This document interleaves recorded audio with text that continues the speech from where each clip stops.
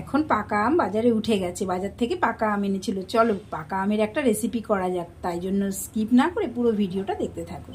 প্রথমে আমগুলোকে আমি ভালো করে কেটে নেব।